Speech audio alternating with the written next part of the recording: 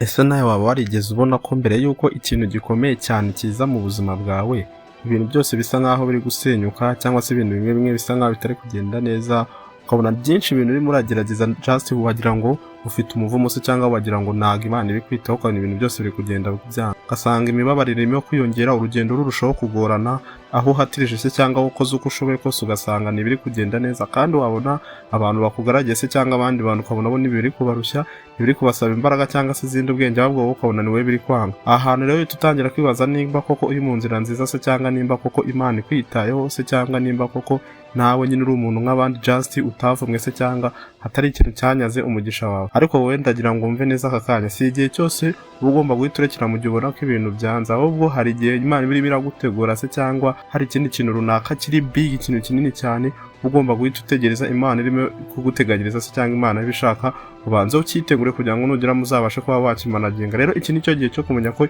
Imana iba iri kugutegura ikintu gikomeye cyane, uba ufite guhita ahubwo ukomeza ibyo bintu urimo, kandi ibyo bintu ubona ko byakugirira akamaro ahubwo ukabipushinga ugakomeza guhangana nabyo, aho guhita urekereje.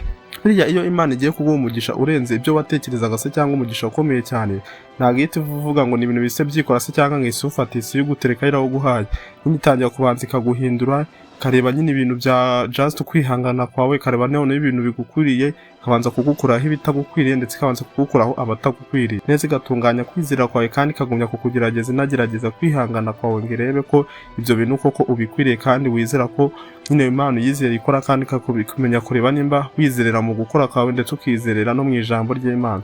Noneho kuko ibyo igiye kuba guha ari ibintu binini cyane ku buryo nawe ubwawe uko umeze ako kanya utabasha kubigenzura neza se cyangwa ube wabasha kubyitwaramo, niyo banje banza gusa nk'aho gutyajijemo ukuntu kugira ngo nabo ubasha kuba wakontorora ibyo bintu, nimba koko ari Imana igiye kubiguhereza ube wabasha kuba wabigendamo neza, wabikora neza, ndetse nimba yarakwizeye ikaba yabigwaye ako kanya, nyine bigomba kubanza kugutyaza ikavuga ngo ibi bintu ntabwo ntabitaye ku muntu se cyangwa ibi bintu nyine nari mfite undi muntu nari kubiha. Rero nujya ubona ibintu biri kwanga se cyangwa ibintu just uri gukora nta kutagize, nyine ubona abandi bantu bo bakora bigenda just ujye umva ko nawe Imana iri kugutegurira ikintu kinini none kiruta ibyo ngibyo byose uri kubona by'abo bantu bagezeho. Rero nimba uri mu bihe nk'ibi ngibi bigoye cyangwa se ibihe biri kukugora nk'uku nguku, niba ibintu bitakiri kumvikana neza ngo usobanukirwe impamvu ibintu biri kwanga, niba wumva ko nta kintu kikuri hafi kiri kugenda neza, ibintu byose birunaka utari kubyumva neza, just utari gusobanukirwa impamvu biri kukugora, menya ko iyo Imana igiye kugukorera igikorwa cya danje cyangwa ikintu gikomeye cyane, ibanza kuguha ibimenyetso birindwa byo tugiye kureba muri iki kiganiro nonaha.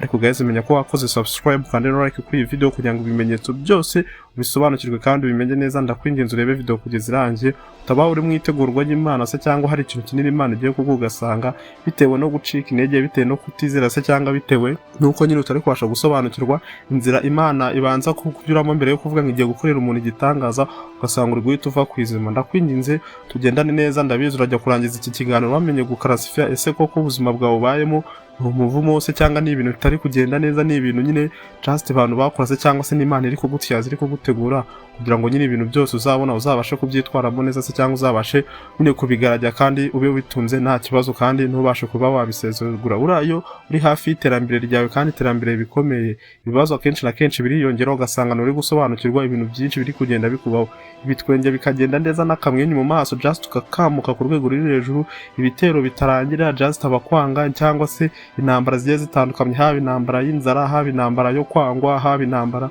yo kudakunda ibintu mu byo byose uri kubikorana, ibintu byose biri kwanga. Si amahirwe mabi se cyangwa tuvuge ngo ni umugisha wabaye mutse, ahubwo aba ari ikimenyetso uba ugomba gushyira mu mutwe wawe.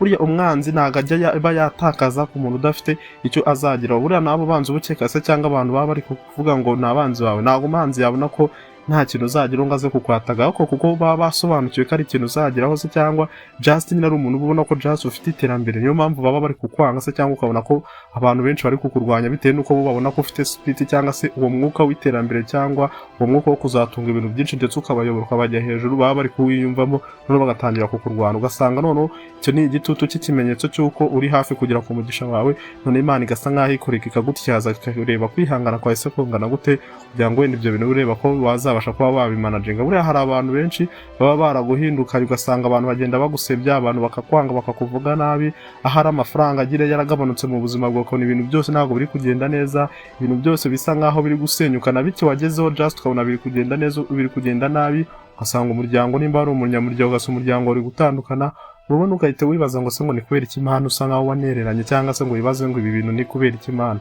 we just uhita wibaza se Imana uri kuntunganyiriza iki cyadanje cya kintu gikomeye cyadanje uri kunteganyiriza mu minsi iri imbere kugira ngo none nzabashe kukimanaginga ko mbona nyine ibibazo ari byinshi icyo kintu ko gishobora kuzaba gikomeye cyane. Uhita utekereza ko hari ikintu Imana iri kugutunganyiriza, urekere kwibaza se ngo ni kubera iki Imana uganye wiganyira ahubwo ugite uvuga ngo njyewe iki Imana uri kuntunganyiriza noneho cyadanje, uve ko unafite supuri cyangwa unafite courage yuko nawe witeguye kucyakirira Imana, nabone ko unafite n'ikize cyo kuba wacyakira. Buriya zahabu mbere yo gutunganywa cyangwa se kugira ngo tubone ino zahabu iri fresh banza guca mu muriro ukomeye cyane. Buriya diyama kugira ngo igaragare nayo banza guca mu bintu bikomeye cyane bikayitunganya just bikayikomeza cyane. Buriya igiti kugira ngo gikure kiba kibanja gufata imizi yacyo kikayohereza mu butaka, igahura n'amabuye, igahura n'ibiki, ibintu bikomeye cyane. Nawe iyo ugiye kuzamurwa ukajya ku ntera nzima cyangwa ugiye kuzamurwa nyine ukaba umuntu ukomeye cyane cyangwa ukagira kuri iyo migisha yawe, uba ugomba guhura n'imbogamizi nyinshi cyane cyangwa ugomba guhura n'ibintu bikugora cyane. Si igihe cyose buri gihe urimo gusenyuka asanga se ibintu birimo kwanga, aba ari igihe cyo kuvuga ngo umugisha wawe ngo just ntabwo buwufite, ngo just ngo nta byiza wateganyije, ahubwo aba ari igihe cyo kumenya ko umugisha wawe cyangwa se ibyiza byawe muri ako kanya bisa nkaho byegereje. Buriya abantu benshi bagiye bakomeye muri Bibiliya bose banyuze mu mibabaro ikomeye cyane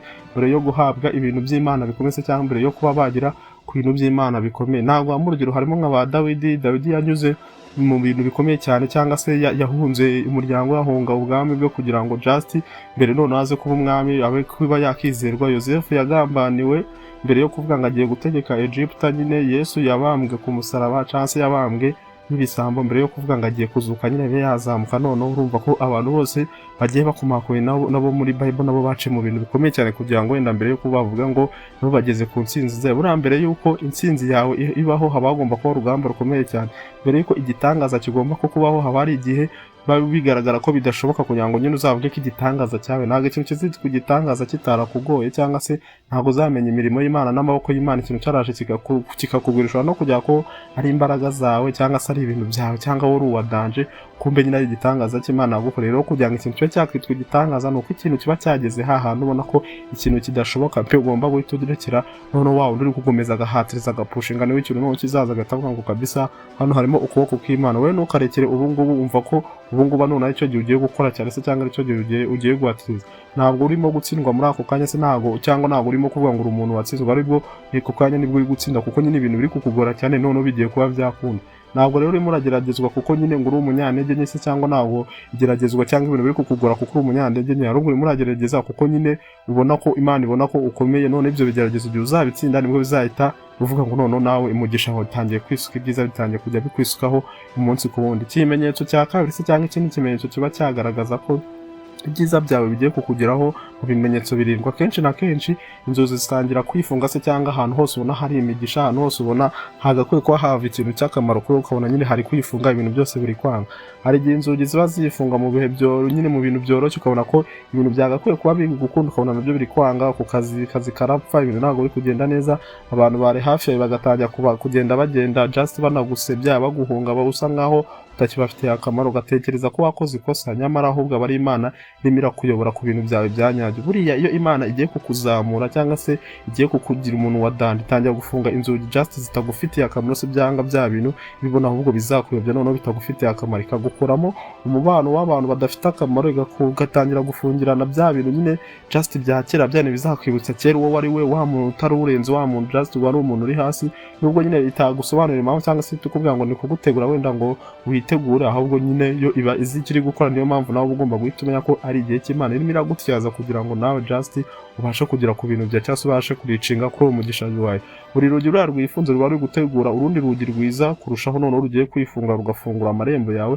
Imana rero ikatangira kukurinda, noneho ikatangira kugutyaza kugira ngo urwo rugi ruzifunga none uzabashe kwakira ibyiza byarwo kandi uzabashe kubimanaginga. Buriya hari ibintu biba byaza mu buzima bwawe bitewe n'uko utace mu makuba akomeye se cyangwa utace mu bintu bikomeye cyane, ugasanga ibyo bintu kwa wabimanaginga se cyangwa kwa wabyitwaramo neza bikakugora, ukabona ni ibintu byiza pe nyine ukabona ni bya bintu wahoze wifuza, ariko kwa ko utatyaye cyangwa se utagiye ngo uce mu bintu bikomeye cyane, ibyo bintu bikaba byagutera gusara cyangwa bikaba byakuyobora mu mico mibi kubaho none utatekereza neza utabimanaginga just nawe. Niyo mpamvu usanga kugira ngo uzabone nyine umuntu utunze amafaranga ukiri muto se, cyangwa ukabona umuntu guhera nko ku myaka 25 cyangwa 20 kuzamura, umuntu yatunze amafaranga kugeza kuri za 30, usanga uwo muntu kugira amafaranga azamugirira akamaro aba ari amahirwe, cyangwa se usanga uwo muntu kugira ngo bimve ko nyine abantu bamwizeye ko ayo mafaranga azakoresha neza, ntabwo abantu bajya bapfa kumwizera kuko baba babizi ko ugifite ubwenge bukeya se cyangwa ubwenge bukiri hasi, kuvuga ngo nyine ubonye amafaranga ukeneye ambiance, ukeneye ibiki utahita ubasha kuba wamanaginga amafaranga. Ubanza kugomba gukora ukabanza gutyara ugaca mu bintu bikomeye kugira ngo wenda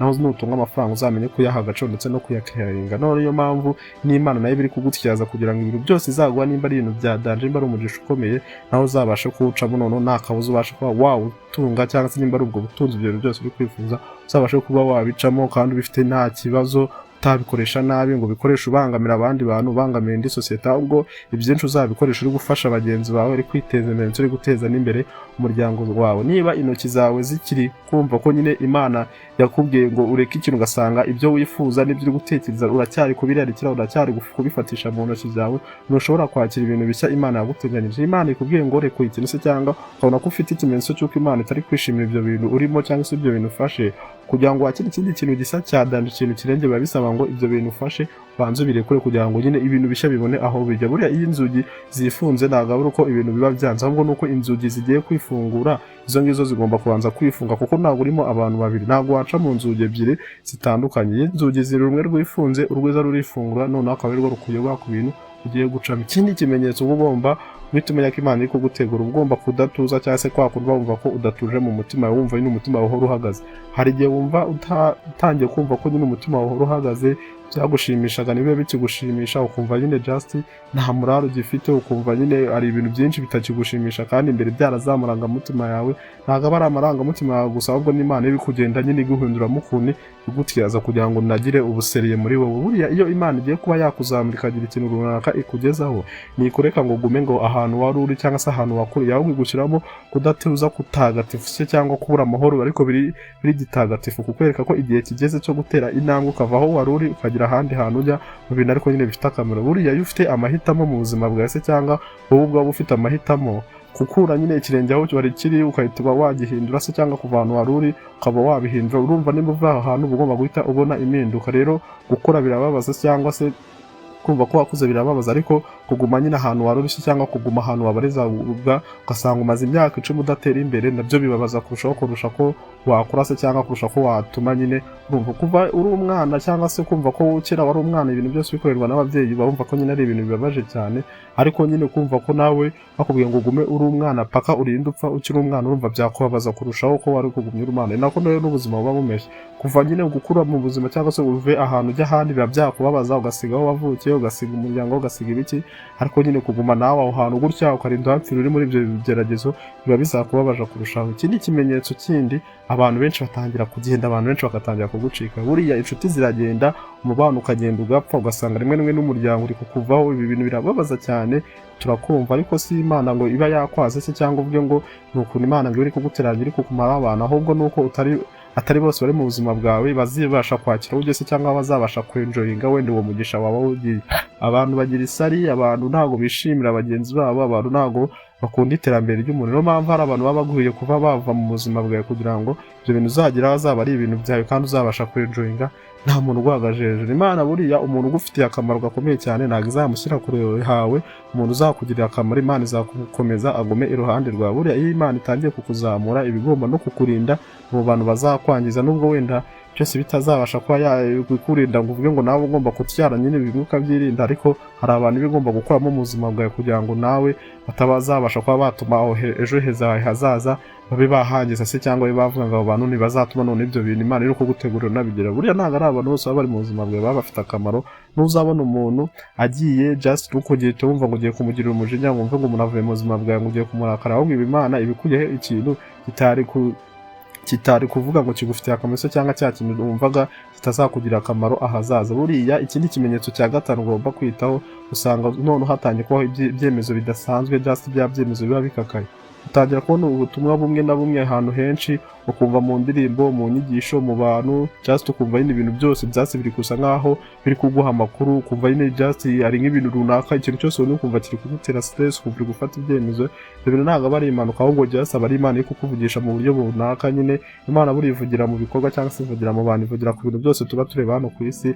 We ntabwo nyine ugomba guhita uvuga ngo si ibi bintu ko biri kumbaho, ko numva biri guhubagurika, nkumva nyine indirimbo wagira ngo ngeze iri gufokasinga, nkumva nyine ibintu by'inyigisho. Ntabwo ari ikintu cyose abantu bahita babona ngo kikwigisha. Buri wese buriya niyo mpamvu no gusenga ntabwo abantu bose baba bagiye mu rusengero ngo bahite bafashwa. Ni umuntu ugenda mu rusengero akaba atafashwa, ariko yagera nko kwa muganga akaba aribwo afashwa, akahita nyine yumva ko akwiye guhinduka. Hari umuntu ushobora kuvuga nyine ijambo ry'Imana akaba atafashwa, ariko nyine yagira ahantu hari abantu bababaye ibintu by'icyo akaba aribwo noneho yafashwa, akumva nyine akamaro, noneho akumva ko nyine noneho agiye gukora ibyiza. Buri wese afashurwa. Niyo mpamvu nawe igihe cyose uzaba utangiye kubona ibintu biri kukwigisha, ibintu biri kuguha inyigisho cyangwa ari ibintu biri kuguha message runaka, menya ko aba ari Imana iri kukuvugisha mu buryo bwayo. Hari amahoro udashobora gusobanura ufite, cyangwa se hari ibyemezo runaka uri gufata udashobora gusobanura ufite. None ibyo ni Imana iba yagufashije kuri ugasanga noneho hari ibintu biri gukora nawe utari gusobanukirwa impamvu uri kubikora, cyangwa se utari gusobanukirwa impamvu ibintu biri kukuba. Bituma umenya ko hari Imana iri mu murongo wese, cyangwa hari ibintu n'Imana ari kugendana mu nama. Ariko uba ugomba kwitonda ukumva ndetse ugasobanukirwa. Buri Imana irakuvugisha, ariko ikibazo wowe se urumva cyangwa se wumva ibyo Imana ikubwira? Wewe wari wamenya ko hari ijwi ry'Imana cyangwa se hari message Imana iri kuguha, just atari ko ngombwa ngo ugende uvuge ngo abapasiteri baguhanuriye, ngo bamwe bagiye bakubwira ibintu runaka, wo kumva ko nyine ari ijwi ry'Imana just iri kukuvugisha ku giti cyawe. Ahantu hose waba uri kumva nyine ijwi ry'Imana irakuvugishije. Nimba byarakubayeho bivuge muri comment. Iki ni ikimenyetso ugomba kumenya Imana iri kugutegura se, cyangwa ugiye kubona ikintu kiri kinini mu buzima bwawe. Akenshi na kenshi kwizera kwawe kurageragezwa se, cyangwa ibyo wizeraga uko wafataga Imana, ko wizere ko Imana kwawe kenshi na kenshi gutangira kugeragezwa. Buriya iyo Imana igiye kuguha ikintu gikomeye cyane se, cyangwa ikintu kiri big, ujya kumva noneho kwizera kwawe gutangiye kujya kugororwa cyane, ukumva nyine ibyo wizeraga rimwe na rimwe kwibwira ko iyo Mana yawe ukurikiye se, cyangwa nyine iyo myizere yawe ukumva ko itabaho, ukumva nyine just ibintu byaranze, ibintu byose bisa nkaho bipfa, wagira ngo nyine Imana yaraguteranye. Nguko ntabwo ari kuvuga ngo Imana iri kugwana se, cyangwa ngo Imana iri kuvuga ngo just yaraguteranya, ahubwo ni ugutegurwa cyangwa se ni ugutyazwa kugira ngo kwizera kwawe nyakuri kugaragare mu bihe bigoye. Imana inavuga ko nunagira mu bihe byiza uzaguma uyizeye, kandi uzaguma uyidambye, umenya ko Imana ibyo byose wagezeho ariyo yabigoye. Buriya umugisha si ukwakira gusa se, cyangwa uvuge ngo umugisha ni ikintu ntakeye gusa, ahubwo umugisha ni no kuba umuntu ubasha kwitwaramo muri uwo mugisha wawe. Ntabwo uzagira umugisha, uwo mugisha wawe nuza ari wenda urugero utunze mu modoka, utunze amazu, just nimba ugiye mu modoka just ari wavuze ngo ni umugisha wawe mu modoka, noneho uzayitwara ite kurenza umuhanda. Ahubwo kuvuga ngo se nimba nabonye umugisha wanjye, wenda natunze nk'ikintu runaka, wenda nk'imodoka, iyi modoka nzabasha kuyitwara neza, ibashe kuba yangiza ku byiza, cyangwa se nzabasha kuyikoreshamo neza. Ntabwo umugisha ari kuvuga ngo ni ukwakira ibintu gusa, ahubwo umugisha ni ukuvuga ngo ibyo bintu se wakiriye bizakugwa neza, uzabyitwaramo neza we wabihawe. Iki ni ikimenyetso cya nyuma gisa nkaho umuntu aba agomba kwitaho. Akenshi na kenshi amahirwe atangira kuza atunguranye, ukabona nyine ibintu biri kwikora. Akenshi ibintu nibizaba ntuzahite wirara uvuge ngo ni imbaraga zanjye, ngo narakoze ibintu biraza, ngo narahatije. Menya ko hari ukuntu nyine Imana yagukiye, noneho yaguteguye. None tuvuga ngo ubifate nk'ari n'ibintu bisanzwe, n'ujye kwangura utangire ngo ujagara uvuge ngo none ugiye kuenjoyinga ibiki. Menye ko nyine ibyo bintu wabikoreye kandi Imana yagutiyaje yakugerageje. Noneho tuvuga ngo amahirwe none atangire kuza ibintu, none ukabona biri kwizangiye. Tumenya ko noneho Imana noneho just watangiye kugira ku mugisha. Buriya amahirwe atangira kuza utabiteganyije. Inzugi zimwe zari zarifunze ugatangira zirimo zirafunguka, asanga noneho ibintu byiza bitakekaga biri kuza mu buzima bwawe. Ibintu byinshi wagiye ugerageza just ukabinambaho, asanga noneho biri kugenda bikunda, noneho bitanakugoye. None yo abarigena imigambi cyangwa se abarigena Imana atangiye kukugezaho se, cyangwa ibyiza Imana yaguteganyije watangiye kuba bakabakishimo. Cyari ukuntu umuntu nyine wenda mu buzima busanzwe tubaye mara ukuntu umuntu agerageza ikintu nyine kigahita gikunda, just ugatuma ngo umuntu agashaka ko ari umunyamahirwe, ahubwo ni wa muntu nyine uba wumva Imana yarabonye we adakeneye gutyazwa, just nyine bigatuma ngo ibintu nimba Imana itabasha kubimanaginga. Rero n'umuntu rero ibintu kugira ngo abibone bibanza kumugora cyane. Imana nyine bigasaba ngo bagishyiremo akantu kugira ngo nyine umuntu abashe kuba yagira ku bintu. None ariyo muntu none ibintu biza bitewe n'ukuntu umuntu yiga vuba, n'ukuntu umuntu yakira ibintu vuba, ndetse n'ukuntu kwizera ku muntu akunamba. Vara umuntu uvuga ngo ngewe iyo mfashe isomo rimwe ko cyangwa se ikintu yaje rimwe, none mpita niga vuba ngahita menya ko ibintu nyine bigoye, none ngagumye, none ngakora cyane. Rero ibyo bintu usanga ari wa muntu none ukora umugisha nyine ugahita umuzira just, ariko yabanje nyine guca mu bihe bigoye.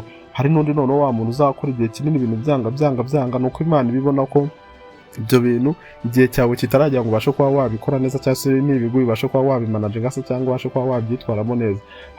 hari na wa muntu twatuze wa mbere, noneho umuntu ukora ikintu kigahita gikunda, umuntu uvuga ko navukanye emerewe, ni wa muntu nyine Imana ibizi neza ko ibintu abishoboye, igihe cyose bimwohera azabasha kuba byitwaramo neza nta kibazo. Buriya ku mwanzuro se cyangwa ku musozo twasuza tuvuga ko buriya iyo Imana igiye kuguha ikintu gikomeye irabanza ikagutegura, wenda ibibazo bikaza kugira ngo se irebe wabasha guhangana n'ibibazo gute, inzugi zimwe na zimwe zikifunga, abantu bakagenda, ibintu byose bikanga. Icyo aba ari igice cy'urugendo cy'uko nyine uzagera ku byiza, ntabwo aba ari ibintu birimo biranga cyangwa se uba ukwiye kuva ku izima, ntabwo ibintu biba biri kwanga, ahubwo uri kuyoborwa just uri kugera ku ntego zawe, cyangwa se nyine Imana ikwanje kugutyaza. Wowe komeza wizere, just ushikame ku bintu nyine uri gukora, wizere Imana kandi ntuhangayikishijwe n'uko ibintu biri kwanga, uhagarare ushikamye uvuga ko bizakunda, kuko iyo umwanya wawe ugezweho nyine utangira kugerageza nk'uko twayibonye, utangira kubona ibintu byanga, ariko nyine menya ko ugiye kwakira umugisha gusa, kandi ugiye kwakira nyine ibintu byiza mu kanya karaza kuza. Ahubwo se kwizera kwawe ndetse no gukomera kwawe bingana ute kugira ngo wenda uvuge ngo uzageragezwa mu gihe kingana? Kimenya ko umwanya wose uzageragezwa,